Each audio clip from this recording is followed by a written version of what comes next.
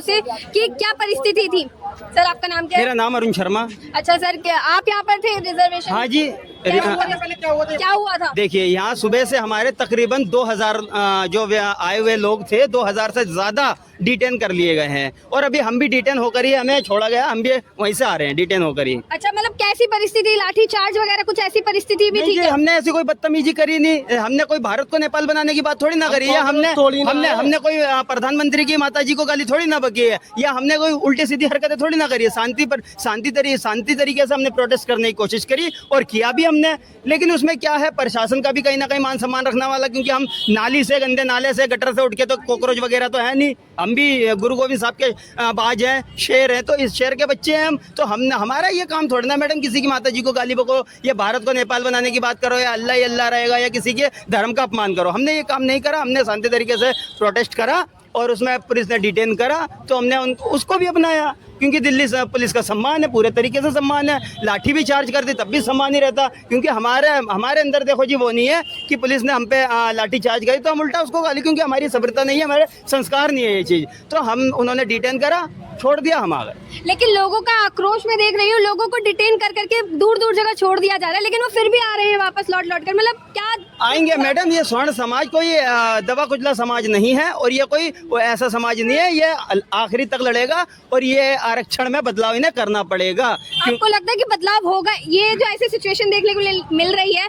कि लोगों को डिटेन कर लिया गया, लाठी चार्ज हो गए और अब जंतर मंतर पर भी नहीं जाने दे रहे हैं, तो आपको लगता है कि बदलाव होगा इसमें? मैडम, जो जहाँ से आपको पता कहाँ से लोग आए थे, राजस्थान, बिहार, झारखंड, पता नहीं कहाँ से लोग प्रोटेस्ट करने आए थे और 2000 से ज्यादा मतलब डिटेन करके लोगों को ले गए, उसके बाद भी भीड़ नहीं रुकी है। भीड़ तो अभी भी जाकर देखो, बहुत है भीड़ वहाँ पर, लेकिन क्या कर लेंगे, एक ना एक, जैसे 20 दिन बाद डिमांड, जैसे धर्मेंद्र प्रधान को इस्तीफा देना पड़ा था, ऐसे इसमें भी करना पड़ेगा, इनको आरक्षण में इनको बदलाव करना पड़ेगा। अच्छा सर, आप क्या बताएंगे इस बारे में कि जो डिटेन कर ले गए जो लोग हैं वो लोग वापस आ रहे हैं बार बार लौट कर, कि क्या जुनून है मतलब इस प्रदर्शन को लेकर के कि यूजीसी में और रिजर्वेशन में कोई बदलाव होगा इस चीज को लेकर? मैडम, पहले तो हम लोग कॉकरोच है नहीं, सही बात, गंदी नाली गटर के कॉकरोच। अच्छा। वो कॉकरोच यहाँ आतंक अराजकता फैलाते रहे, तो सर ने नंगा नाच करवाया, उस पे कोई कार्रवाई नहीं हुई, सरकार ने मुकदमे भी वापस लिए। अच्छा। लेकिन आज यहाँ पे शांतिपूर्ण प्रदर्शन चल रहा है, रिजर्वेशन हटाने की मांग चल रही है। अच्छा। कि जो रिजर्वेशन है आर्थिक आधार पे मिलना चाहिए।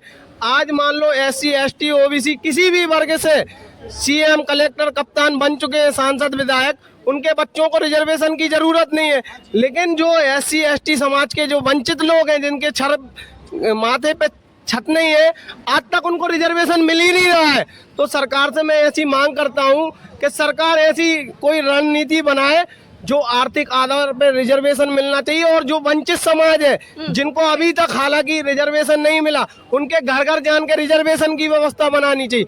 लेकिन मैं चाहता हूं रिजर्वेशन ऐसे आदमियों को मिले जैसे दिव्यांग हैं, हर दिव्यांग को मिले। कह दिया कि कुछ नहीं होगा। अखिलेश यादव कह रहे हैं कि कुछ नहीं होगा, ये तो बस ऐसे ही चल रहा है, यूजीसी में कोई बदलाव नहीं होने वाला और ना रिजर्वेशन में कोई बदलाव होगा। देखो, ये तो बदलाव PDA पंडित में भी कर दिया, उनके पिछड़ा दलित आदिवासी था उसमें भी बदलाव उन्होंने खुद कर दिया। P का मतलब पंडित बता दिया, मुझे डर लगता है P का मतलब कल पागल ना बता दें, तो इन टेढ़ी नाक वाले मौलाना अखिलेश यादव का क्या भरोसा। अभी इसने 2 कौड़ी का इसी ने अपनी बीवी को कौन सा दर्जा दिया है, ये देश की माँ है, उसी माँ का जब एक मौलाना ने मतलब उसको नंगी बोल दिया था, तो इसके मतलब जब इसकी ये कहाँ चली गई थी, जब ये एक माँ की जिसको ये पूरे देश की माँ बताता है, उसका तो ये सही से सुरक्षा कर नहीं पाया था। तो मैडम, अखिलेश यादव को मैं कहीं से कहीं तक नहीं मानता और ये कुछ है भी नहीं, तो इनको मानूं कहाँ से? ये बताइए क्या है ये, बताइए क्या है ये कह रहे थे 2027 में, मतलब 2027 में EVM से छेड़छाड़ हो सकती है, तो छेड़छाड़ तो इनकी बीवी के साथ भी हुई थी, क्या उखाड़ लिया था इन्होंने? तो मैडम कुछ भी हो सकता है, लेकिन अखिलेश यादव की बातों का कोई मतलब वो नहीं, तुक नहीं है। देखिए मैडम, हाँ जी सर, कितनी हिंदुत्ववादी सरकार है जो 2 सीट से 303 सीट पे पहुंची हम लोगों की वजह से, राम का नाम लेके। 21 तारीख को हमारी माताएं, हम लोग हनुमान चालीसा का पाठ कर रहे थे। आधा ही पाठ पूरा हुआ था कि मोदी और अमित शाह ने लाठी चार्ज करवा दिया। महिलाओं को रात के अंधेरे में लाठी मारा गया। अब मोदी का अंत आ गया है, अगर योगी बाबा को आगे नहीं किए तो मोदी का अंत नजदीक है। मतलब इस चीज से अंत हो जाएगा, मतलब डाउनफॉल शुरू होने वाला है मोदी जी का? 100% होने वाला है। क्योंकि हमको अखिलेश हमको नहीं जी देखो मोदी से वैर नहीं है जी, हमें सिस्टम से बदलाव चाहिए, मोदी को नहीं हटा सकते। मोदी को अच्छा एक बात बताइए जनाब, मोदी को अगर हटा दोगे तो लाना किसको चाहते हो बता योगी दो। बाबा को। तो योगी बाबा की तो डिमांड हमारी है ही। हाँ तो योगी बाबा को अगर देखिए योगी जी से बैर नहीं, लेकिन मोदी की खैर नहीं। हम मोदी जी ने 12 साल में एक काम बताइए जो सनातन के लिए किया हो, कोई एक काम बताइए भाई साहब, एक काम बताइए जो सनातन के लिए किया हो। अच्छा ये मतलब राम मंदिर जो है किसके कार्यकाल में बन गया भाई? नहीं मैंने तो बोला नहीं मोदी जी ने बनवाया है, मैंने ये बोला किसके कार्यकाल में बनाया है। हम कह रहे सवर्णों के लिए क्या किया? 70 साल की सरकार में बन गया था। सवर्णों के लिए क्या किया? सवर्णों के लिए यार हमारे लिए सबसे अच्छा है कि 35 से 370 हटाया, उसके बाद राम मंदिर बनाया। हमारा क्या है भाई यार उसके देश का आज तुम बेधड़क जाकर घूम सकते हो लाल चौक पर, तिरंगा लहरा दिया, वरना इनके कार्यकाल में 26 जनवरी के दिन लाल चौक पर तिरंगे के ऊपर गाय काटी जाती थी और राहुल गांधी की नपुंसक आर्मी जो है जो कुछ नहीं करने देता था इनको ये, और सामने के सामने पत्थर मारते थे, गाय माता को काटते थे और ये कुछ कार्रवाई नहीं करवाते थे। देखिए ये करा है मोदी ने। सुप्रीम कोर्ट ने कहा SC ST एक्ट पे पहले जांच होगी फिर मुकदमा होगा। मोदी ने कहा नहीं सवर्णों को पहले जेल में डालो, इनका पिछवाड़ा लाल करो लाठी मार के, उसके बाद जांच होगी। ये किसने कहा था उनको? UGC उनसे मांगा किसने था? हमारी ओर से मोदी बने ना। 2014 में जब मोदी पहली बार प्रधानमंत्री के दावेदार हुए तो मैं 4 दिन जेल काटा हूँ। अच्छा सिर्फ मोदी की सपोर्ट में। जब से पैदा हुआ हूँ हमने सिर्फ कमल का बटन दबाया, मरते दम तक कमल को ही वोट दूंगा, लेकिन मोदी के नाम पे नहीं। अब मोदी के नाम पे नहीं चलेगा, क्योंकि उन्होंने सवर्णों का जितना हो सकता है उतना शोषण किया है, मोदी और अमित शाह दोनों ने मिलके। आरक्षण कोई नहीं हटा सकता, अखिलेश यादव जी कह रहे हैं। भाई हमको देखिए, हमको कांग्रेस से ये सब देशद्रोही हैं, चाहे कांग्रेस हो, चाहे सपा हो, चाहे बसपा हो, चाहे आजाद पार्टी हो, चंद्रशेखर रावणवाला, ये सब देशद्रोही हैं।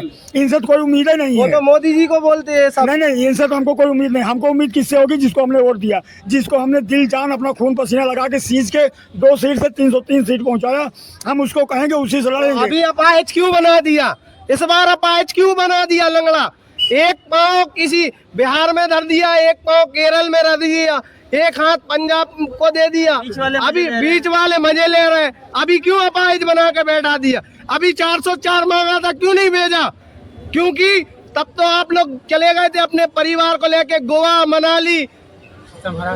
देखिए ये लोकसभा की सीट है, कोई भिक्षा का पात्र नहीं कि 404 मांगो और दे दो। काम करो वैसा। जब योगी बाबा ने कहा कि फलाने फलाने को लोकसभा की सीट दो, तब अमित शाह ने उसमें चाणक्य की बुद्धि लगाया। हमारा मुद्दा ये नहीं है, हमारा मुद्दा ये है कि क्या रिजर्वेशन क्या रिफॉर्म्स होंगे? आपको लग रहा है सरकार करेगी? करना ही पड़ेगा, होंगे नहीं, करना ही पड़ेगा। अच्छा वैसे क्या बदलाव चाहते हैं आप? रिफॉर्म कैसे होगा? देखिए जरूरतमंद को आरक्षण मिले। क्या अब नहीं मिल रहा? क्या अब नहीं मिल रहा? नहीं मिल रहा। मोदी जी ने संसद में खड़े होकर कहा कि मैं अति पिछड़े समाज से आता हूं। अगर अति पिछड़े समाज के आदमी प्रधानमंत्री बन सकता है, क्या उसको आरक्षण की जरूरत है? हमारी महामहिम राष्ट्रपति द्रौपदी मुर्मू आदिवासी समाज से आती है, क्या उनको आरक्षण की जरूरत है? मेरा एक छोटा सा सवाल है कि जिस समय आरक्षण नहीं था, डॉक्टर बाबा साहब अम्बेडकर इतना पढ़ लिख कर मतलब 5-6 डिग्री हासिल करी और मतलब इनके हिसाब से 32 डिग्री हासिल करी। जिस समय आरक्षण नहीं था उन्होंने इतना पढ़ के इतने महान बने और अपनी जाति का भी नाम ऊपर करा है और 10 साल के लिए उन्होंने आरक्षण दिया था। लेकिन 10 साल से आज 70 साल हो गए, 80 साल हो गए, आज तक जो लोग अपने आप को दबे कुचले बताते थे, आज भी वो दबे कुचले, आज भी अपने आप को वही बताते हैं। तो एक बात मेरे को बताइए, अच्छा चिराग पासवान के लड़के को आरक्षण की जरूरत है क्या? या चंद्रशेखर के बच्चों को आरक्षण की जरूरत है या उसको आरक्षण की जरूरत है? आरक्षण की जरूरत किसे? क्या ठाकुर ब्राह्मण बनिया, इनमें गरीब बच्चे नहीं होते क्या? होते हैं ना। तो इनको मिलना चाहिए। हमारा मतलब हटाना थोड़ी ना है, हमारा मतलब है चेंजेस होना चाहिए कि गरीबी के आधार पर आरक्षण मिले, सिर्फ एक तबके को आरक्षण मिले, ये गलत है। हमारी डिमांड बस यही है। देखिए सरकार चाहती है SC ST में हम जेल जाएं, अच्छा। UGC में हमारे बच्चे, अच्छा और हम जय मोदी जय भाजपा करते रहे। अब ये नहीं हो पाएगा, अब ये नहीं हो पाएगा। क्यों नहीं हो पाएगा? क्योंकि ये सवर्ण जाग गया है। जिस तरह से हमारी माताओं को लाठी मारा गया है परसों रात में, अच्छा। हनुमान चालीसा का हम हिंदुत्व के नाम पे तो भाजपा चुनते थे, बाकी और किसी पार्टियों से तो हमको उम्मीद नहीं है अच्छा। कि कोई राम के नाम पे कुछ कहेगा या सोचेगा समझेगा। लेकिन भाजपा को अमित शाह और मोदी ने जब से कैप्चर किया है, तब से सवर्णों का केवल नुकसान किया, फायदा कुछ नहीं किया है। एक बात बताइए, सवाल का जवाब दीजिए। आप कह रहे हो कि हनुमान चालीसा जंतर मंतर पे पढ़ने पे डिटेन कर लिया गया है, कुछ लोग ये कह रहे हैं कि हम कह रहे हैं नहीं, हम ये कह रहे हैं कि 5 मिनट और रुक जाते जैसे 5 घंटा रुके तो जैसे 5 मिनट और रुक जाते, हनुमान चालीसा पूरी हो जाती, फिर आप फांसी चढ़ा देते। सुन तो लीजिए जी। कि जब अगर कोई मुस्लिम अपनी श्रद्धा से जब नमाज अदा करता है रोडों पर, तब जब आपको डिटेन होती है उस तरीके से हनुमान चालीसा जब आपने पढ़ी, मंदिर में नहीं पढ़ी, जंतर मंतर में पढ़ी, तो उससे भी तो किसी को तो हो सकती है। मतलब मेरा एक सवाल है भैया जी, आपके इस सवाल का जवाब देता हूँ। हम ना हर फ्राइडे को जुम्मे की नमाज पढ़ने जाते हैं ना, हमारे पास अभी इस सिचुएशन में कभी हर साल जो बकरीद और ईद आता है, हम जो अभी गए थे अपनी एक स्वेच्छा से गए थे और अपनी एक मांग से गए थे, जो हमें सरकार से मांग है। और सरकार से हमारी ये मांग है, अभी तक जो आप आरक्षण देते आ रहे हो 80 साल से, 80 साल में इनकी सोच नहीं बदली। इसलिए नहीं बदली है, अभी आज के डेट में मैं बता रहा हूँ, अगर कोई भी SC ST से कोई भी बड़े पदाधिकारी बने हो, अधिकारी बने हो, DM SDM बने हो, वो आज के SC ST में जो उन्हीं के वर्ण के लोग हैं और जो अपने घर में बर्तन धो के या काम चला रहे हैं, उनकी जो है मतलब फाइनेंशियली वीक है, वो SC ST वाले आज अभी अपने घर में उस लड़की को ब्याह के नहीं लाएंगे। तो ये सोच जब तक नहीं बदलेगा, इन्हें 80 साल नहीं 800 साल भी दोगे तभी इनकी सोच नहीं बदली। और इस वजह से मैं अब सरकार को जगाना चाहता हूँ कि जिस आरक्षण की अभी तक आप 80 साल में बात करते आ रहे हैं, अब तक तो आपने सवर्ण को देखा नहीं था एक बार भी, अब वो जरूरत आ चुका है। कारण इसलिए आर्थिक आधार पे दो आप कि कोई जज रिटायर है, उसके घर में जो है कोई भी आरक्षण की जरूरत नहीं है, बावजूद उसके बच्चे को आरक्षण मिल रहा है। एक रिक्शा चालक मैं देख रहा हूँ, वो कभी भी नहीं उसको मिला और आज भी वंचित है। और SC ST समाज के है वो, तो उनको भी जगाने की मैं कोशिश कर रहा हूँ। और एक चाय वाला, एक पान बेचने वाला, उसको मैं शुक्ला पंडित को भी देखता हूँ, उनके बच्चे को आरक्षण नहीं मिल रहा है। तो भैया एक मिनट भैया, सवाल करना आप, मेरा पहले जवाब सुन लो, फिर उसके बाद मैं ये चीज़ देख रहा हूँ। तो ये आर्थिक स्थिति पे दो, आर्थिक आधार पे दो। कोई मान लीजिए सेना शहीद हो जाता है, उनकी फैमिली को आप आरक्षण दो। कोई ऐसे लोग हैं जिनको बिल्कुल जरूरत है, सख्त नीड है, लेकिन जाति प्रमाण पत्र पर देने की जरूरत है। तो इसलिए मैंने बोला 80 साल से देते आए हो, अगले 8 साल तक दोगे तब भी ये जाति प्रथा पे खत्म नहीं होगी। बनाने वाले लोग हैं वो एक मीम्स में एक सवाल पूछ रहे हैं कि ऐसा क्यों होता है कि जब इलेक्शन आते हैं तब नेता आपको जगाते हैं और जब इलेक्शन चले जाते हैं तब आप नेताओं को जगा रहे हो। देखिए नहीं, सरकार को जगाने की बात नहीं कर रहे, हम खुद भाजपा ही हैं, हम बोल रहे हैं, ऑन कैमरा बोल रहे हैं आपको, हम जगाने की बात नहीं कर रहे हैं। हम तीसरी बार मोदी जी को प्रधानमंत्री चुन के बनाए हैं, लेकिन रिजर्वेशन की मुद्दा इसलिए आज उठाए हैं क्योंकि हमने ये देखा कि अगर नीट की बात लेके जो लोग आए हुए थे, उन्होंने आरक्षण की बात क्यों नहीं उठाई। उन्होंने ये बात तो जरूर बोल दी कि 20-22 स्टूडेंट हमारे सुसाइड कर लिया, लेकिन जो आदमी 90 नंबर ला करके लाइन में रहा और सुसाइड किया, उसका चर्चा क्यों नहीं हुआ CJP के मन से। इस वजह से आज ये सवाल उठ रहा है।